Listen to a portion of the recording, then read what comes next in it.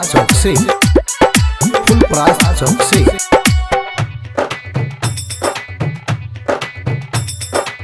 देवघर में सैया देवघर में,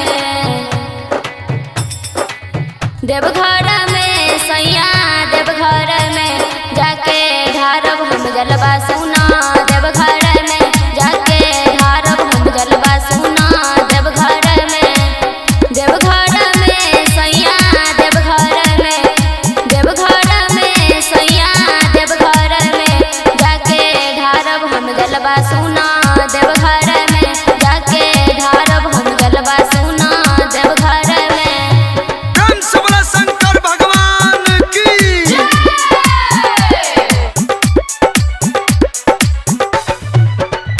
जाके ढारब हम जलवा सुना। देवघर में जाके ढारब हम जलवा सुना। देवघर में छोटो की गोतनिया संगे जलगांव सारा हमहू लगाइब त्रिपुरारी के जयकारा। हमहू लगाइब त्रिपुरारी के जयकारा। छोटो की गोतनिया संगे जलगांव सारा हमहू लगाइब त्रिपुरारी के जयकारा। देवघर में सैया देवघर में, देवघर में सैया देवघर में जाके ढारब हम जलवा सुना।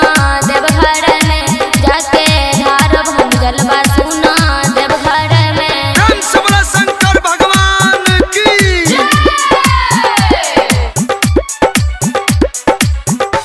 जाके ढारब हम जलवा सुना।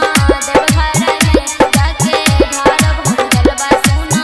देवघर में यादव राजा तोहके कैसे समझाइब, पूजा भारती संगे हमें चली जाइब। पूजा भारती संगे हमें चली जाइब। यादव राजा तोहके कैसे समझाइब, पूजा भारती संगे हमें चली जाइब।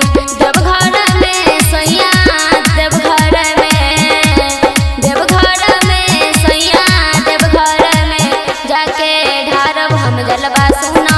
देवघर में जाके ढारब हम जलवा सुना। देवघर में जय माँ काली रिकॉर्डिंग स्टूडियो, फुलपरास चौक से। 91 13 90 67 65।